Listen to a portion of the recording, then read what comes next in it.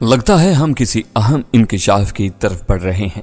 ہو سکتا ہے یہ کوئی واقعی بہت بڑا چکر ہو، یا پھر وہ بولتے بولتے چپ ہو گئے۔ کوئی نئی بات ان کے ذہن میں آئی تھی۔ مجھے ان کے چہرے پر جوش کی چمک مان پڑتی محسوس ہوئی۔ انہوں نے ایک نگاہ ایس پی برکت پر ڈالی، جہاں دیدہ ایس پی نے ایک لمحے میں جان لیا کہ ساحل صاحب تنہائی چاہ رہے ہیں۔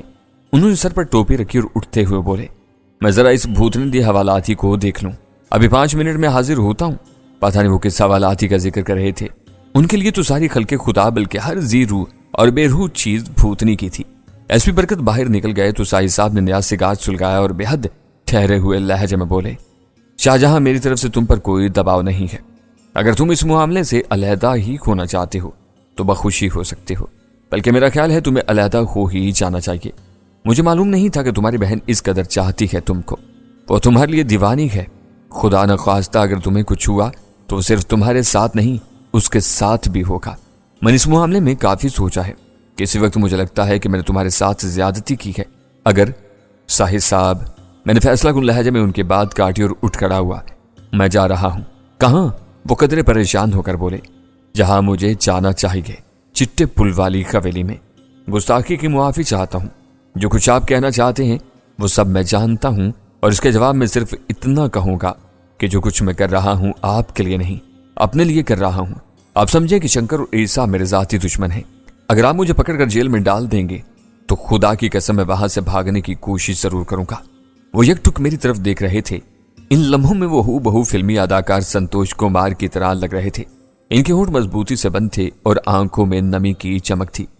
میرے فیصلہ کن لہجے کی گونج اور کمرے کی خاموشی آپس میں یوں کھل مل گئی تھیں کہ ایک کو دوسری سے جدا کرنا مشکل تھا۔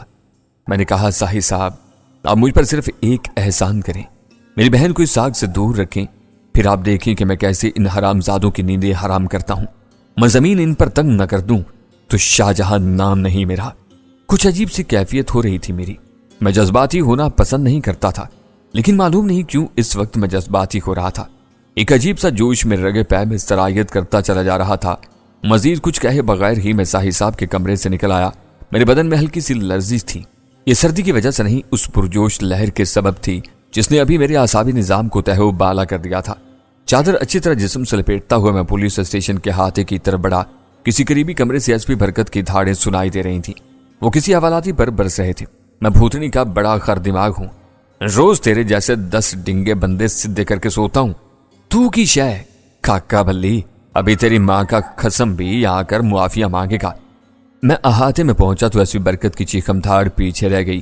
اچانک کسی نے پہلو سے آ کر میرے کندھے پر بھاری بھرکم ہاتھ رکھ دیا۔ یہ ساحل صاحب تھے۔ کھمبیر لہجے میں بولے، شاہجہاں، شفتار انجم کی طرف سے پریشان ہونے کی ضرورت نہیں۔ میں نے آج صبح انہیں لاہور سے باہر ایک محفوظ مقام پر پہنچا دیا ہے۔ میرے سوا کسی کو وہاں کا پتہ معلوم نہیں، بلکہ میں تمہیں بھی بے خبر رکھنا چاہتا ہوں۔ سمجھو وہ جہاں بھی ہیں بالکل محفوظ اور مامون ہے، اور انشاءاللہ رہیں گی۔ تھینک یو سر، میں نے کہا۔ ساحل صاحب بولے، ہم اپنے بحثہ بحثی میں اس نرس کو تو بھول ہی گئے، اگر وہ اب تک حویلی میں ہے تو۔ نہیں سر، میں نے ان کی بات کاٹی، وہ اب وہاں نہیں ہے۔ میرا خیال ہے اگلے 10-12 گھنٹوں میں وہ کہیں نہ کہیں سے آپ کو مل جائے گی، اور ہو سکتا ہے کہ جنگ پولیس اسے ڈھونڈ بھی چکی ہو۔ میں نے مختصر الفاظ میں بتایا کہ حویلی سے روانہ ہوتے وقت میں نے لڑکی کے بارے میں ابراہیم کی زبان سے کیا ہدایات سنی تھی۔ ساحل صاحب نے مجھے رخصت کرتے ہوئے کہا، اپنا خیال رکھنا شاہجہاں۔ آپ بھی اپنا خیال رکھیں جناب، میں نے کہا۔ آپ کچھ لوگوں کی آنکھوں میں خار بن کر کھٹک رہے ہیں۔ وش یو گڈ لک، ساحل صاحب بوجھل لہجے میں بولے۔ میں نے خدا حافظ کہہ کر مین گیٹ سے باہر نکلا۔ آج ایک طویل عرصے کے بعد مجھے محسوس ہو رہا تھا کہ اپنے بچھڑے ہوئے ہمزاد سے ملاقات ہو گئی۔ کہ کون تھا یہ ہمزاد؟ شاید جہانی تھا، وہ جہانی جسے میں نے سینکڑوں زنجیریں پہنا کر اور مصلحت کے شکنجوں میں جکڑ کر ماضی کے ایک تاریک تہخانے میں دفن کر رکھا تھا۔ اس نے پچھلے چند ماہ میں ایک ایک کر کے اپنے سارے بندھن توڑ ڈالے تھے، اور آج کندھے سے کندھا ملائے میرے ساتھ چل رہا تھا۔ مین گیٹ سے نکلتے ہی سرد ہوا نے میرا استقبال کیا۔ میرے سامنے بل کھاتی سیاہ سڑک تھی جو شب کے ٹھٹرتے ہوئے برف زار میں کسی منجمد سانپ کی طرح بحث و حرکت پڑی تھی۔ چادر میں سے ہاتھ نکال کر میں نے گھڑی دیکھی، شب کے 11 بج چکے تھے۔ میں تیزی سے اسٹیشن کی جانب قدم اٹھانے لگا۔ میں چاہتا تھا کل صبح 10 بجے سے پہلے واپس حویلی پہنچ جاؤں۔ میں چٹے پل کے اسٹاپ پر لوکل بس سے اترا اور کھیتوں کے درمیان پیدل ہی چلتا ہوا حویلی کی طرف روانہ ہو گیا۔ 9 بج چکے تھے، لیکن فضا میں ابھی تک دھند کے آثار باقی تھے۔ میں نے منہ سر اچھی طرح کمبل میں لپیٹ رکھا تھا۔ اپنے حلیے اور چال ڈھال سے میں کوئی مقامی آوارہ گرد ہی دکھائی دیتا تھا۔ میرے پاؤں ٹیڑھی میڑھی پگ ڈنڈیوں پر پڑ رہے تھے اور ذہن اندیشوں سے برسرے بیکار تھا۔ حویلی میں ہمارے لیے اور خاص طور پر میرے لیے ہر طرف خطرہ ہی خطرہ تھا۔ عیسیٰ، شنکر اور قادر زمان کے علاوہ ان کے درجنوں ہرکارے بھی مجھے پہچانتے تھے۔ ان میں سے کسی ایک کی بھی حویلی میں موجودگی میرے لیے خطرہ جان تھی۔ میں حویلی میں پہنچا تو کنویں پر کھدائی کا کام شروع ہو چکا تھا۔ میرا خیال تھا کہ ابراہیم نے چند اور مزدوروں کا انتظام کر لیا ہوگا، لیکن ایسا نہیں تھا۔ وہی پہلے والے مزدور تھے، یعنی صفدر اور زریں گل۔ صفدر کنویں میں تھا اور کسی سے مٹی کھود کھود کر بالٹی نما ٹب میں ڈال رہا تھا۔ زریں گل جو پسینے میں شرابور تھا، چرخی کے ذریعے اسے اوپر کھینچ رہا تھا۔ تازہ مٹی کی ڈھیری سے اندازہ ہوتا تھا کہ وہ 1.5-2 گھنٹے سے کام میں لگے ہوئے تھے۔ آج ابراہیم کے علاوہ ارجمند بھی موقع پر موجود تھی۔ ایک کامدار شال اوڑے، لمبے بال شانوں پر بکھرائے اور ہاتھ بغلوں میں دیے وہ عین اسی جگہ کرسی ڈالے بیٹھی تھی جہاں پہلے اسلحے کا ڈھیر نظر آ رہا تھا، جیسا کہ بعد میں پتا چلا کہ کل کھدائی نہیں کی گئی تھی۔ ابراہیم نے صفدر اور زریں گل کو گولہ بارود ڈھونے پر لگا دیا تھا۔ یہ تمام اشیاء بے حد احتیاط کے ساتھ احاطے کے اس دور افتادہ کنویں میں پہنچا دی گئی تھیں جہاں نانک چندی اینٹوں کی 2-3 کوارٹرز نما کوٹڑیاں بنی ہوئی تھیں۔ اب وہ سارا گولہ بارود ان تالا بند کوٹڑیوں میں تھا۔ ارجمند بانو کی کرسی کے پاس 2 کرسیاں مزید رکھی تھیں۔ سامنے گول تپائی پر چائے کے منقش برتن دھوپ میں چمک رہے تھے۔ ابراہیم تپائی کے پاس کھڑا چائے کی چسکیاں لے رہا تھا۔ میں نے ان دونوں کے پاس جا کر مؤدبانہ سلام کیا۔ ارجمند تعریفی نظروں سے میری طرف دیکھنے لگی۔ ایسے ہی ستائشی جذبات ابراہیم کی آنکھوں میں بھی دکھائی دے رہے تھے۔ ظاہر ہے یہ ستائش اس خطرناک ڈیوٹی کے حوالے سے تھی جو میں نے 2 دن تک کنویں پر انجام دی تھی اور کھدائی کی راہ میں حائل ہونے والی ایک ناقابل عبور رکاوٹ دور کر ڈالی تھی۔ ابراہیم نے کہا، ہم تمہارا ہی انتظار کر رہے تھے حسنے، چلو شاباش، کپڑے بدل لو، راجو کو باہر بھیج دو، وہ دونوں مل کر مٹی کھینچیں گے، تم کھدائی شروع کرو۔ میں نے فرما برداری سے سر جھکایا۔ ارجمند بولی، تمہاری بیوی کا کیا حال ہے؟ شکر ہے جی، اللہ نے بیٹا دیا ہے، میں نے نئے نویلے باپ کی طرح دبے دبے لہجے میں کہا۔ ویری گڈ، ابراہیم نے کہا، اس کا مطلب ہے تمہیں ہماری ملازمت راسائک ہے۔ 10-15 منٹ بعد میں کپڑے بدل کر کنویں میں اتر رہا تھا۔ ارجمند ٹانگ پر ٹانگ چڑھائے بیٹھی تھی۔ اس کا ہوا میں معلق پاؤں مضطرب انداز میں مسلسل حرکت کر رہا تھا۔ ایسی ہی اضطرابی کیفیت اس کی آنکھوں میں بھی تھی۔ ان لمحات میں وہ آنکھیں مجھے ایک انتہائی حریص عورت کی آنکھیں نظر آئیں، ایسی عورت جو دولت کی پجارن اور عیش و عشرت کے دل دادا تھی، جس کی آنکھوں میں گراں ترین خواب سجے ہوئے تھے اور وہ زر و جواہر کے بستر پر لیٹ کر ان خوابوں کی تعبیر دیکھنا چاہتی تھی۔ دوسری طرف ابراہیم بھی نارمل نظر آنے کے باوجود بھی نارمل نہیں تھا۔ اس کا چہرہ چغلی کھا رہا تھا کہ وہ کسی زبردست اندرونی ہیجان کو چھپانے کی کوشش کر رہا ہے۔ ہاتھ پشت پر باندھے وہ بے قراری سے ٹہل رہا تھا، کبھی ارجمند کی طرف چلا جاتا تھا اور کبھی منڈیر پر کھڑے ہو کر کنویں میں جھانکنے لگتا تھا۔ ان لمحات میں مجھے یہ بات کرینے کا آیاس نظر آنے لگی کہ اس کنویں کی گہرائی سے کوئی بہت بڑا دفینہ برآمد ہونے والا ہے۔ میں نے صفدر کو باہر بلایا اور خود کچی سیڑھیوں پر پاؤں دھرتا ہوا نیچے اتر گیا۔ کنویں کی گہرائی اب 40 فٹ سے زائد ہو چکی تھی۔ تہ سے برآمد ہونے والی مٹی میں ریت بھی ملی ہوئی تھی۔ مٹی کے ساتھ ملبے کے چھوٹے موٹے اجزاء بھی برآمد ہو رہے تھے۔ میں نے آہستہ آہستہ کشتی چلانی شروع کی اور کنویں کی گہرائی میں اضافہ کرنے لگا۔ وہ ایک سنسنی خیز دن تھا۔ کنویں میں کھدائی کے دوران ہر گھڑی یہ احساس ہو رہا تھا کہ جو کچھ پردہ راز میں ہے اب اس سامنے آنے والا ہے۔ کوئی مدفون برتن، صندوق یا ایسی شے جس تک ابھی ہمارا تصور نہیں پہنچا تھا۔ آخر کچھ تو تھا جس کے لیے روز و شب ایک کیے جا رہے تھے۔ پانی کی طرح روپیہ بہایا جا رہا تھا اور انسانی جانوں تک کی پرواہ نہیں کی جا رہی تھی۔ اور جو لوگ یہ سب کچھ کر رہے تھے وہ نادان نہیں تھے، بے حد خراٹ اور جہاں دیدہ لوگ تھے۔ اپنی جیب کی ایک پائی اور اپنے وقت کا ایک لمحہ بے سود نہیں جانے دیتے تھے۔ تمام دن ابراہیم اور ارجمند کی بے قراری جیتنی رہی۔ ان کا ہر لمحہ جیسے ایک تنے ہوئے رستے پر گزر رہا تھا۔ شام تک ہم نے ریت ملی مٹی کے سوا کنویں سے اور کچھ برآمد نہیں کیا۔ جب اندھیرا پھیلنے لگا تو ہمیں چھٹی ملی اور ہم تھکے ماندے سے اپنے کمرے میں آ گئے۔ اگلے 3 روز تک ہمارے معمولات میں کوئی خاص تبدیلی نہیں آئی۔ صبح 7 بجے اٹھنا، منہ ہاتھ دھو کر مکوی ناشتہ کرنا، پھر اس مکوی ناشتے کی قوت کو دوپہر تک پسینہ بنا کر کنویں میں بہانا، دوپہر 1-2 گھنٹے کی چھٹی، اس چھٹی میں پرتکلف اور ڈھیر سارا لنچ کے بعد تھوڑا سا آرام، اور تب ایک بار پھر شام تک کنویں میں جان ماری۔ شام کے بعد رات 9-10 بجے تک ہم کمرے میں آگ تاپتے تھے، مونگ پھلی چلغوزے کھاتے تھے، گپے ہانکتے تھے اور سرگوشیاں کرتے تھے۔ دعوت شباب تو ہم ٹھکرا چکے تھے۔ بہرحال شراب اور کباب باقاعدگی سے مل رہے تھے۔ ان میں سے میں اور صفدر صرف کباب بھی ہی استعمال کرتے تھے، شراب ہمیں راس نہیں تھی۔ وہ زریں گل کو راس تھی اور وہی اسے استعمال کرتا تھا۔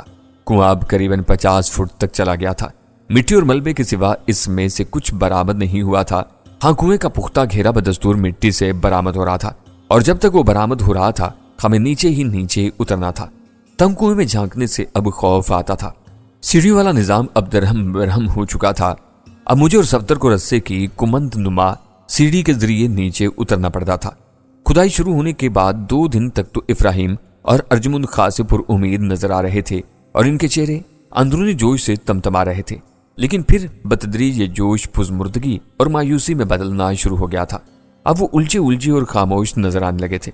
ہمارے ساتھ بھی پہلے جیسا والہانہ رویہ برقرار نہیں رہا تھا۔ ان 4 دنوں میں ہمیں مسلسل یہ خطرہ لاحق رہتا تھا کہ کہیں ہماری اصلیت کا بھانڈا بیچ چوراہے پر نہ پھوٹ جائے۔ کسی ممکنہ خطرے سے بچنے کے لیے میں زیادہ وقت کنویں کے اندر کام کرتا تھا۔ ایک مفلر منڈاسے کی طرح ہر وقت میرے چہرے سے لپٹا رہتا تھا۔ کام ختم ہوتے ہی ہم کمرے میں گھس جاتے تھے اور شدید ضرورت کے علاوہ باہر نہیں نکلتے تھے۔ حویلی میں خاموش تباغنڈے اور چین چبیلی لڑکی سمیت کل 3 ملازم تھے۔ ان میں سے کسی کو میں نے کنویں کی طرف جاتے نہیں دیکھا، بلکہ وہ احاطے میں داخل ہونے سے بھی گریز کرتے تھے۔ ارجمند بانو یا ابراہیم کے علاوہ صرف ارجمند بانو کی سیکرٹری احاطے میں آتی تھی، یا پھر ایک روز 3 پیس سوٹ میں ملبوس ایک سیٹ نما شخص موقع پر پہنچا تھا۔ مجھے قادر زمان کی آمد کا شدید خطرہ تھا، لیکن اس کی طرف سے خیریت گزری تو اپنے نحس صورت کے ساتھ حویلی میں دوبارہ دکھائی نہیں دیا۔ 5ویں روز علل صبح ابراہیم نے ہمیں پیغام بھجوایا کہ ہم زیر منزل پر نہ آئیں کیونکہ پولیس آنے والی ہے۔ پیغام پر ملازم نے یہ بھی بتایا کہ آج کنویں پر کام بند رہے گا۔ اطلاع حیران کن تھی۔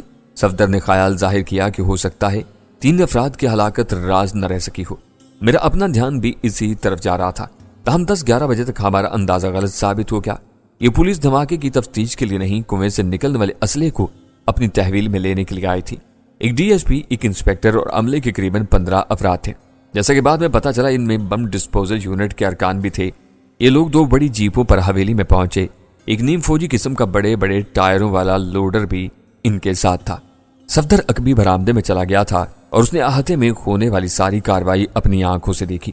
پولیس افسران اور بم ڈسپوزل یونٹ کے ارکان پہلے احاطے کی دور افتادہ کوٹھڑیوں میں پہنچے اور وہاں اسٹور کیے گئے انتہائی مہلک اسلحے کا جائزہ لیا۔ پھر وہ لوگ کنویں پر آ گئے۔ بم یونٹ کے کچھ ارکان رسی کی سیڑھی سے کنویں میں اترے اور 5-10 منٹ وہاں رہے۔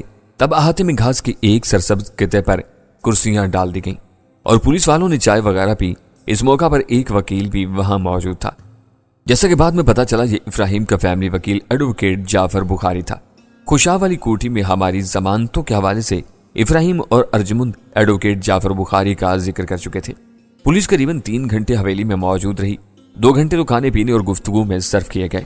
1 گھنٹے میں کنویں سے برآمد ہونے والا مہلک اسباب لوڈر پر بار کیا گیا۔ قریباً 1 بجے پولیس اور 3 گاڑیاں حویلی سے روانہ ہو گئیں۔ صفدر نے یہ سارا منظر اپنی آنکھوں سے دیکھا تھا۔ اس کا خیال تھا کہ تمام اسلحہ پولیس کو ہینڈ اوور نہیں کیا گیا۔ ایم جی گن اور اسٹک گرنیڈز سمیت قریباً 1 تہائی ہتھیار خرد برد کر لیے گئے ہیں۔ معلوم نہیں اس اسلحے کے بارے میں ابراہیم اور ارجمند نے پولیس حکام کو کیا بتایا تھا اور کس طرح انہیں مطمئن کیا تھا۔ عین ممکن تھا کہ اس سلسلے میں تعلقات استوار کیے گئے ہوں یا پھر رشوت وغیرہ دینے کی کوشش کی گئی ہو۔ بہرحال ایک بات تو طے تھی کہ پولیس اتنی بے خبر نہیں تھی جتنی ابراہیم اور ارجمند سمجھ رہے تھے۔ میری وساست سے سب کچھ صاحب صاحب کے علم میں آ چکا تھا اور یقیناً وہ جنگ پولیس کو بھی مطلع کر چکے تھے۔ اس رات ایک عجیب واقعہ رونما ہوا۔ میں گہری نیند سو رہا تھا کہ کوئی بھاری بھرکم شے میرے سینے سے ٹکرائی، پھر جیسے کسی نے سر پر پتھر دے مارا۔ میں ہڑبڑا کر اٹھا۔ کمرے میں طوفان برپا تھا۔ ایک کھڑکی کھلی تھی اور اس میں سے آنے والی روشنی میں کمرے کا منظر ناقابل یقین دکھائی دے رہا تھا۔ میرے سامنے ایک لہیم شیم شخص نے صفدر کو کندھے پر اٹھایا اور بڑی بے رحمی سے دیوار کے ساتھ دے مارا۔ وہ پشت کے بل دیوار سے ٹکرا کر اوندے منہ چارپائی پر گرا۔ اسی وقت میرے جبڑے پر ایک اور زوردار گھونسا پڑا اور میں خود کو سنبھالنے کی کوشش کرتا ہوا زریں گل کے قدموں میں جا گرا۔ زریں گل فرش پر لوٹ پوٹ ہو رہا تھا۔ 2 افراد اسے اندھادھند پیٹ رہے تھے۔ ایک کے ہاتھ میں سائیکل یا موٹر سائیکل کی چین تھی، دوسرا کسی لٹ قسم کی شے سے مسلح تھا۔ زریں گل کی چیخو پکار میرے کانوں میں گونجی اور میں جیسے پورے ہوش میں آ گیا۔ مجھے زوردار گھونسا رسید کرنے والا اب تپائی اٹھا کر سر سے بلند کر چکا تھا اور کوئی لمحہ جاتا تھا کہ شیشم کی یہ وزنی تپائی میرے سر پر قیامت توڑنے والی تھی۔ میں نے پھرتی سے اپنی جگہ چھوڑی اور تپائی کی مہلک زد سے نکل گیا۔ تپائی پر بڑی قوت صرف کی گئی تھی۔ اس کے کئی ٹکڑے ہوئے، میں نے لیٹے لیٹے اس شخص کی ٹانگ کھینچنا چاہی جو زریں گل کو آہنی چین سے پیٹ رہا تھا، لیکن اس سے پہلے ہی کسی شخص نے میرے سر پر بوٹ کی زوردار ٹھوکر رسید کر دی۔ آنکھوں میں تارے ناچ گئے۔ اس کے بعد پے در پے پسلیوں اور سر پر پڑنے والی ٹھوکروں نے میرا انجر پنجر کھلا دیا۔ حملہ آور انتہائی تیش میں تھے۔ مار پیٹ کے دوران ان کے منہ سے غلیظ گالیاں ابل رہی تھیں۔ خمسان کے رن میں اچانک مجھے موقع مل گیا۔ ایک ہٹے کٹے شخص کی ٹانگ میرے ہاتھ میں آئی۔ میں نے اندھا دھند جھٹکے سے اسے زمین پر گرایا اور پھر پوری قوت سے گھسیٹ کر دیوار سے دے مارا۔ اس کے حلق سے کرمناک چیخ نکلی۔ اس چیخ نے اس کے ساتھیوں کو بھی ایک لمحے کے لیے ٹھٹکا دیا۔ میں نے اس لمحے سے فائدہ اٹھاتے ہوئے لٹ بردار کے پیٹ میں لات رسید کی۔ وہ ٹکراتا ہوا کھڑکی سے ٹکرایا اور اس کی شیشے چکنا چور کر کے باہر جا گرا۔ چین بردار نے زریں گل سے توجہ ہٹا کر میری طرف رخ پھیرا۔ اس کی پھرتی قابل دید تھی۔ رخ پھیرنے کے ساتھ ہی اس نے چین بھی گھمائی تھی۔ یہ بڑا مہلک وار تھا۔ چین میرے چہرے کا بھرتا بنا سکتی تھی، لیکن اب میں پوری طرح سنبھل چکا تھا۔ نیچے جھک کر میں نے وار بچایا اور حملہ آور کو کندھے سے دھکیل کر دیوار سے ٹکرا دیا۔ بالکل اسی انداز میں چند لمحے پہلے صفدر دیوار سے ٹکرایا تھا۔ این اسی لمحے زریں گل چیل کی طرح چین بردار پر جھپٹا اور اسے چین چھیننے کی کوشش کرنے لگا۔ میری نظر صفدر پر پڑی، وہ زمین پر گرا ہوا تھا اور دو افراد اسے بے دریغ پیٹ رہے تھے۔ ان میں سے ایک کے ہاتھ پر آہنی کھوسا میں صاف دیکھ سکتا تھا۔ میں نے آہنی مکے والے کے پہلو میں ٹانگ رسید کی۔ وہ چھوٹی ٹانگوں والا شخص تھا اور غیر متوازی انداز میں کھڑا تھا۔ میری جچی تولی ضرب نے اسے فٹ بال کی طرح اچھال کر دہلیز پر پھینک دیا۔ دروازے کی چٹکنی ٹوٹ گئی اور پٹ چوپٹ کھل گئی۔ اچانک حملہ آور بھاگ نکلے۔ چین بردار کی چین کا ایک سرا ابھی تک زریں گل کے ہاتھ میں تھا۔ جب وہ بھاگا تو زریں گل اوندے منہ دہلیز کے پاس گرا اور چین اس کے ہاتھ سے نکل گئی۔ میں نے تیزی سے حملہ آوروں کا تعاقب کرنا چاہا۔ زریں گل کو پھلانگ کر میں برآمدے میں پہنچا۔ چین بردار مجھ سے قریباً 10 گز کے فاصلے پر تھا اور راہداری میں اوجل ہونے ہی والا تھا۔ میں اس کے پیچھے لپکا، لیکن ابھی چند قدم ہی بھاگا تھا کہ اندھیرے میں حویلی کا بدحواس چوکیدار مجھ سے ٹکرایا اور میں گرتے گرتے بچا۔ بھاگ جانے والوں کے لیے یہی مہلت بہت تھی۔ میں جب راہداری میں پہنچا تو وہ آخری سرے تک خالی تھی۔ حویلی کی نچلی منزل میں بھاگا دوڑی کی آوازیں آ رہی تھیں۔ مزینوں پر پہنچا تو ابراہیم کا خاموش تباہ ملازم، جسے ہم چپ شاہ کہتے تھے، 222 رائفل سے مسلح سیڑھیاں چڑھتا نظر آیا۔ اس کے پیچھے ارجمن بانو خود تھی۔ اس نے دونوں ہاتھ سلیپنگ گاؤن کی جیبوں میں ڈال رکھے تھے۔ غالباً اس کے ہاتھ میں بھی پستول تھا۔ میں چپ شاہ کو ایک طرف ہٹاتا اور کئی زینے پھلانگتا نیچے پہنچا۔ مین گیٹ کی طرف سے فائرنگ کی آوازیں آئیں۔ میں نے صحن میں پہنچ کر دیکھا، یہ دوسرا چوکیدار تھا جو ہر وقت گیٹ پر رہتا تھا۔ اپنی موجودگی کا ثبوت دینے کے لیے یا شاید صرف بوکھلاہٹ میں وہ ہوائی فائرنگ کر رہا تھا۔ مجھے خطرہ محسوس ہوا کہ اگر میں دوڑ کر گیٹ کی طرف گیا تو شاید وہ مجھے ہی بھونڈ ڈالے۔ ویسے بھی گیٹ کی طرف جانا فضول تھا۔ صاف نظر آ رہا تھا کہ حملہ آور اس طرف نہیں آئے۔ چند منٹ کے اندر زریں گل اور چپ شاہ نے میرے ساتھ مل کر پوری حویلی دیکھ ڈالی، لیکن حملہ آوروں کا کھوج نہیں ملا۔ وہ حیرت انگیز طور پر غائب ہو چکے تھے اور کوئی کھوج کھرا چھوڑ کر نہیں گئے تھے۔ زریں گل زخمی ہوا تھا۔ اس کی قمیص کئی جگہوں سے خون آلود ہو رہی تھی۔ چین کی ایک ضرب اس کی کلائی پر پڑی تھی اور کھال ادھیڑ کر لے گئی تھی۔ اب سفید گوشت کے اندر سے مسلسل خون رس رہا تھا۔ سب سے زیادہ چوٹیں صفدر کو آئی تھی۔ آہنی گھونسے اور لٹھوں سے اسے بری طرح پیٹا گیا تھا۔ شاید حملہ آوروں کو تھوڑی سی مہلت اور ملتی تو وہ اس کی خاص ہڈیاں توڑنے میں کامیاب ہو جاتے۔ ایک بازو کی ہڈی تو اب بھی سلامت نظر نہیں آتی تھی۔